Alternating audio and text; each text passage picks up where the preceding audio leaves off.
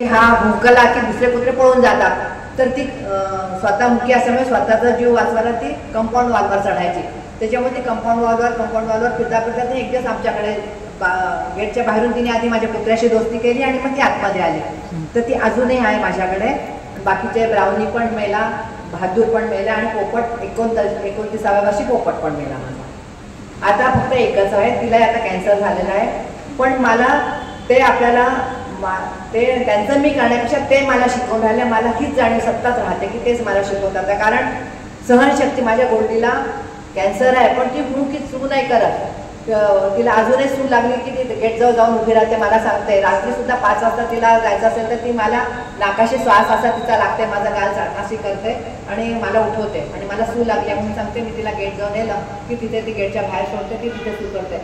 तर ही गोष्ट सहनशीलता आणि कुठल्याही आजारामध्ये तुम्ही स्वतःचा आपण किती बाऊ करून घेतो.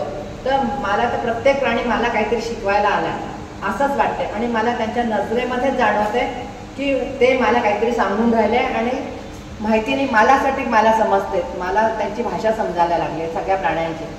आता प्राण्यांचं तू तर सोड, माझ्या सापांचं पण किती दूर साप असला तरी डिफेन्समध्ये सगळ्या घरोघरी साप होते. चांगले 8-8, 10-10 फुटाचे धामण आणि नाग दोन्ही असायचे. आमच्या कंपाऊंडमध्ये पण असायचे. मला असं पक्ष्यांची भाषा समजायला लागली होती की कुठे साप आहे. ते पक्षी ओरडायला लागले की झोपेत असले तरी जागी व्हायची आणि सांगायची. तिसऱ्या माणसाच्या घरी जायची, सांगितलं तुमच्या झाडावर साप आहे. त्यांना आणि तो अक्षरशः जिथे मी सांगत होती तिथे तो साप दिसायचा आणि मी त्या पक्ष्याच्या ओरडण्याच्या आवाजाने मी जायचे सगळ्यांकडे त्यांच्या घरापर्यंत किंवा असं. तर पुष्कळने असं वाटलं तुम्हाला भ्रम झाला की तुम्हाला साप ओळखायला येतो. तर मी तिला सांगितलं पण की मी समोरच्या अंगणात आहे, तू मागच्या अंगणात आहे, तुझ्या मागच्या अंगणात तिथे कारण ती मैना पिवळ्या चोचीची जी मैना असते ना ती बरोबर दाखवते. तर अक्षरशः तिच्याकडे होता तेव्हापासून त्यांचा विश्वास बसला. तर याच्यामध्ये काही कुठली दैवी शक्ती नाही किंवा काही नाही. ती पक्ष्याची भाषा जाणून घेण्याची आपली वृत्ती जी असते ती वृत्ती माझ्यात होती आणि मी ते हे केलं. त्याच्यामुळे मला अजूनही म्हणजे माहिती सापाचं जास्ती आहे. जसा मोराचा वेड आहे तसं मला सापाचं पण जास्त वेड आहे. कुठे मी व्हॉट्सअपवर फेसबुकवर आधी सापाचं पाहतो. मला इतकं त्याचं आहे.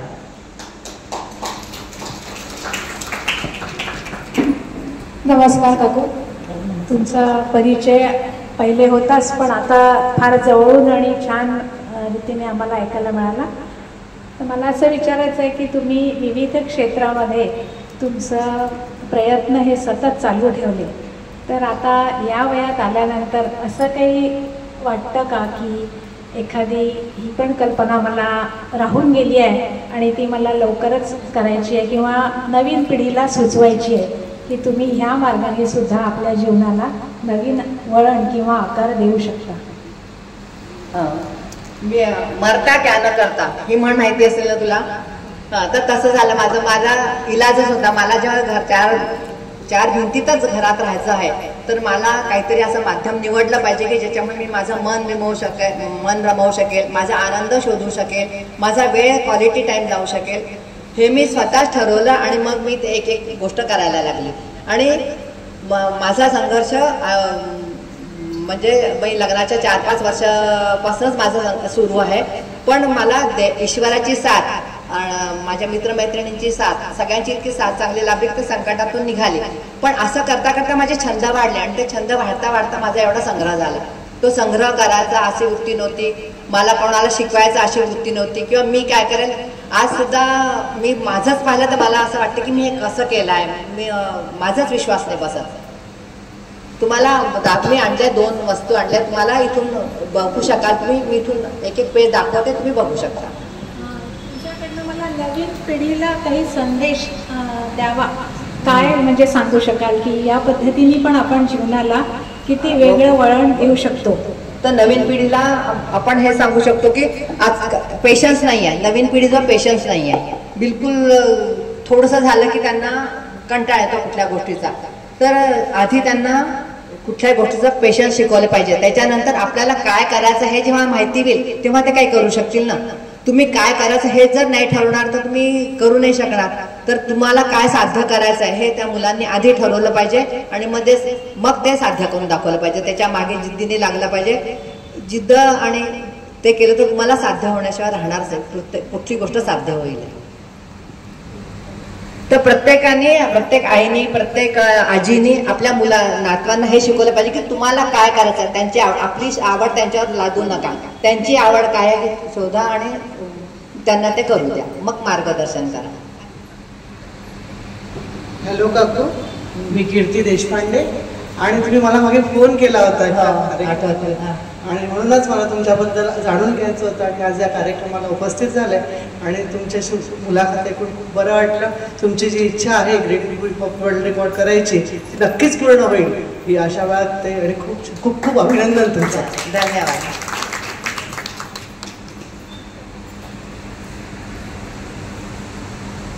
वारकऱ्यांपैकी अजून कोणाला काही प्रश्न विचारायचे आहे? मी तुम्हाला खाली सकाळचं कसं बघते नाही का मोठे मोठे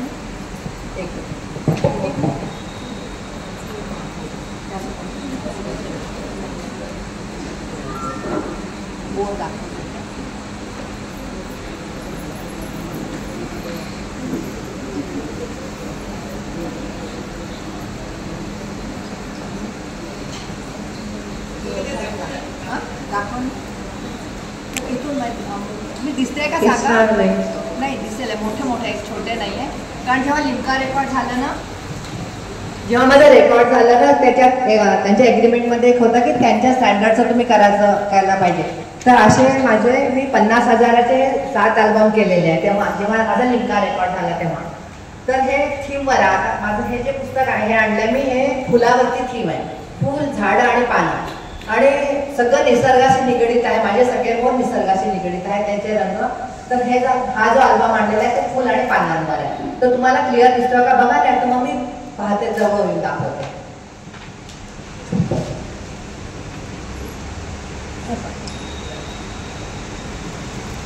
दिसत आहे दिसतोय सगळ्यांना? तर हे जसं आता जास्वंदीचं फुल आहे तर ह्या फुलांमधला मोर आहे. मस्त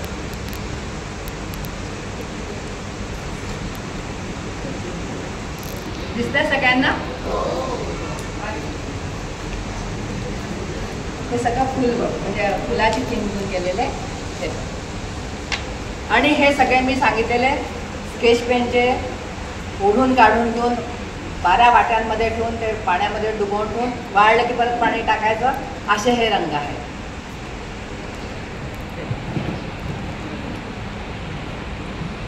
ऐकू आलं का सांगितलं? आणि आवाज जोरात आहे, जरी झालं तरी आवाज दणदणीत आहे. कलाकाराचा आवाज आहे. नाही, कलाकाराला आवाज जरुरी नाहीये, पण माझा आवाजच मोठा आहे.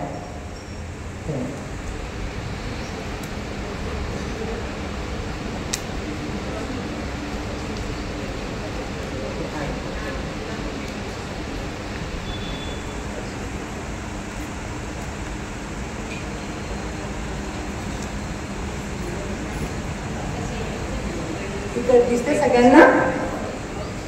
हे आता याचं आहे नुसते स्ट्रोकचे, म्हणजे पेन्सिलीने वगैरे काढलेले नाहीये, डायरेक्ट ब्रशच्या स्ट्रोकने काढलेले आहे. बुके टाईप हे सगळे बुके आहेत, फुलांचे बुके आहेत. हे आता पानांचं, हे कढीपत्त्याचे पानं आपण तोडले 2-3 पकडले जाईल की त्याच्यात हा जो शेप निघाला तर येतोय लक्षात मोराचा शेप. हे इथे तोंड आहे, हा त्याचा पिसारा आहे, हे पोट आहे. असं हे फुलांचे तुरे असतात त्याचे मोर आहे. हे आता याच्या पुढे पानं ही थीम आहे. हे पानांची थीम आहे.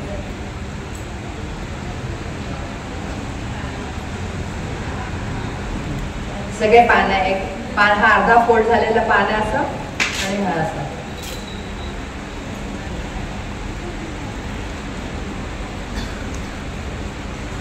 हे एकाच पानाचं फोल्ड आहे.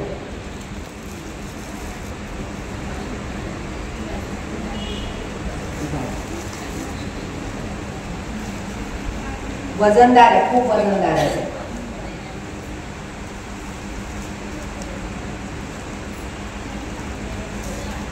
हे केळीचं पान आहे कोवळंवालं, त्याचं फाटलेलं त्याच्यातलं हा मोर आहे. किती सूक्ष्म निरीक्षण करून त्यांनी कलेत ते साकार केलेलं आहे. ते कडक म्हणजे पाळलेलं केळीचं पान फाटते तेव्हा त्याच्यातलं मोराचा आकार आहे. बांबूचा कट्टा असतो ना त्याचा फोल्ड आहे एक करून त्याचा मोर आहे. हा एकाच पानाचा फोल्ड आहे.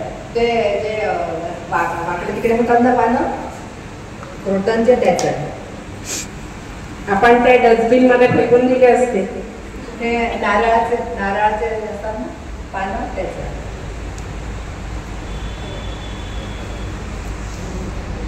ते आता झाड थीम आहे. झाड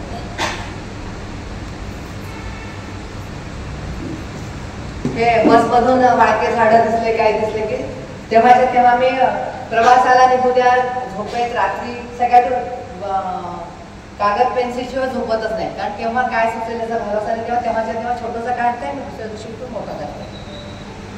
त्याच्यामुळे रोमारोमात कलाकार आहे.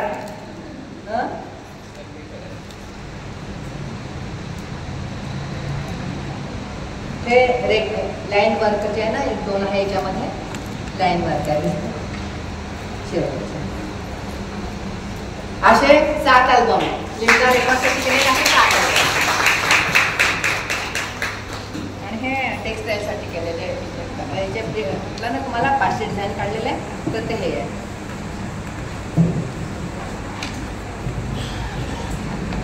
दिसते सगळ्यांना.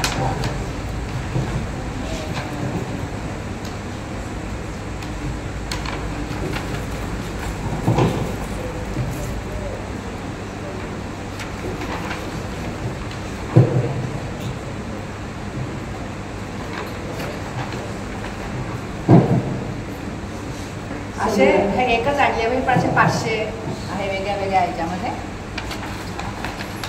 हे रंग बाहेर देशातले रंग आहे. मी हैदराबादला माझ्या सासूबाईंनी त्यांच्याकडे पडलेले होते रंग की तू त्याचा काहीतरी उपयोग करशील आहे तर ते रंग वापरले ते त्यांनी दिले होते मला.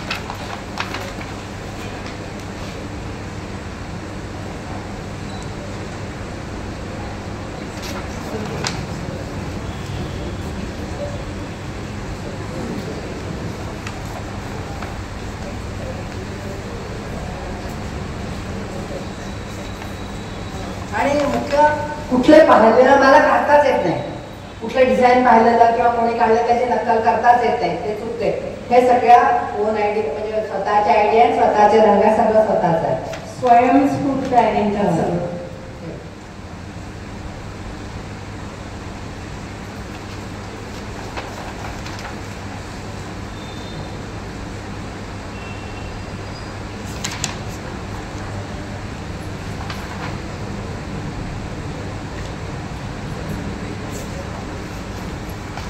वा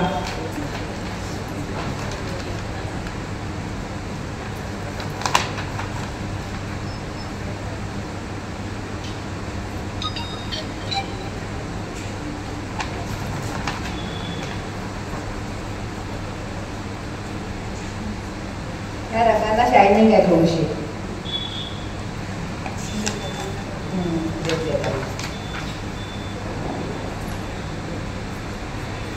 कुठे पानं नाही कुठलाच रंग नाही नुसता एकाच रंगावरती तर कुर्त्यांवर म्हणा मुलींच्या ड्रेसवर.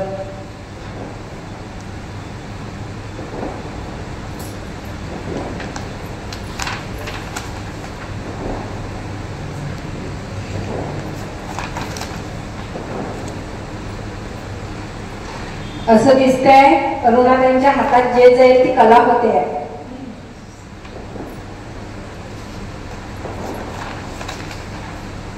असे याच्यामध्ये 30-35 आहे फक्त. असे 500 आहे सगळे.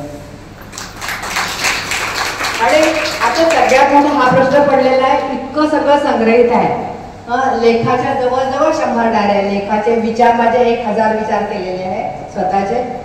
आता हा प्रश्न पडला की समजा ह्याच्या आता काही झालं तर पुढे याची विल्हेवाट कशी लावायची. कारण आज 50-60 हजाराचे अल्बम आहे.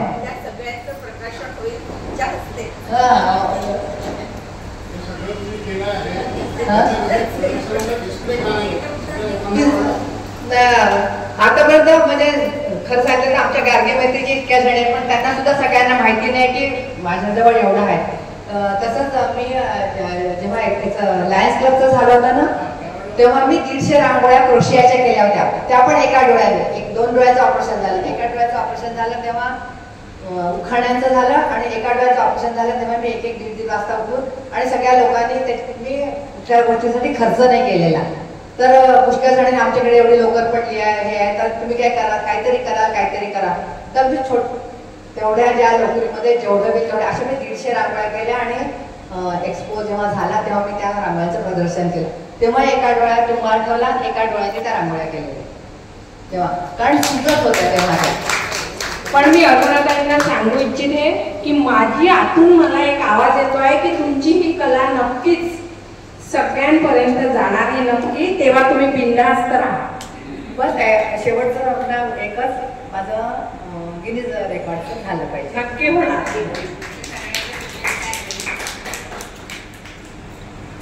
शेवटी अरुणाताईंशी गप्पा माराव्या तेवढ्या कमीच आहे. चंद्रपूरच्या ठाणी केवळ कोळसाच आढळत नाही, तर अरुणाताईंसारखे हिरे पण आढळतात. हे आजच्या या मुलाखतीने सिद्ध झाले. असं सृजनच्या विनंतीला मान देत अरुणाताई आणि प्रीती इथे आल्या, त्याबद्दल त्यांचे आभार. अर्थात सृजन वारकऱ्यांचे पण आभार. आता भेटूया पुढील महिन्यात 30 तारखेला एका नवीन विषयासह सृजनच्या सलग 191व्या कार्यक्रमात. तोपर्यंत आपला निरोप घेत मी थांबते.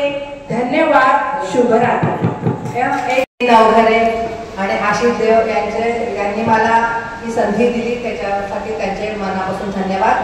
आणि बाबू आयटम तर्फे माझं 10वं पुस्तक प्रकाशित होणार आहे, तर तेव्हा पण तुम्ही सगळ्यांनी सहकार्य करावं मला आणि यावं कार्यक्रमाची वाढवावी. असं मी बहुतेक एप्रिलपर्यंत होईल असं, आता देवांची कृपा जेव्हा होईल तेव्हा होईल ते, तर ते होईल तेव्हा सांगतीलच, पण तेव्हा तुम्ही सगळ्यांनी उपस्थित राहा एवढी मी मनापासून अपेक्षा करते. धन्यवाद.